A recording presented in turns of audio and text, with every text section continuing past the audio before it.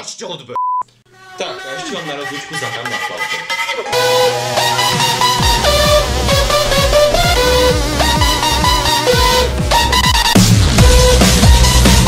Som jediný, kto nosí brýle takto. Ako ho máš dlhý? Ne? Mám to. Takže Gogo za slušňáka, Gogo za tučňáka, Gogo za frajera z 80 rokov, Gogo ala nezabudil som sa v posteli sám po pačbe. Máte niečo proti teplákom? To sa dneska nosí. Teraz dám Daro Robačovi taký mini quiz a za každú nezodpovedanú otázku dostane vodnou pištolu. Si heterosexuál? Áno. Máš to na strop.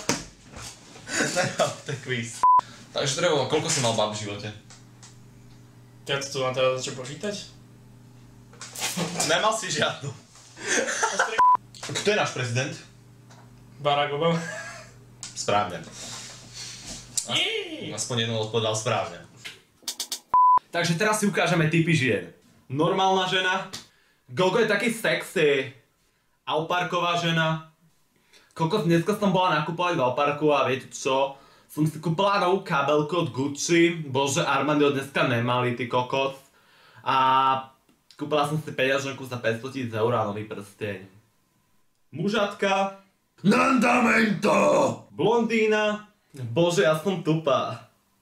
Týmto nechceme vôbec uraziť blondinky, takže blondinky sú super úžasné, majú radi auta a všetko úžasné, sú úplne úžasné, čiže sú úplne úžasné a nechceme týmto uraziť blondinky, lebo sú úžasné. Blond mužatka.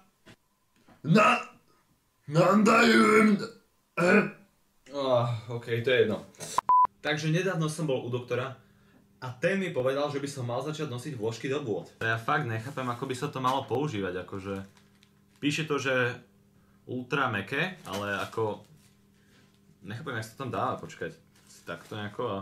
Tak, nejak takto to tam sedí podľa mňa. Idem to vyskúšať.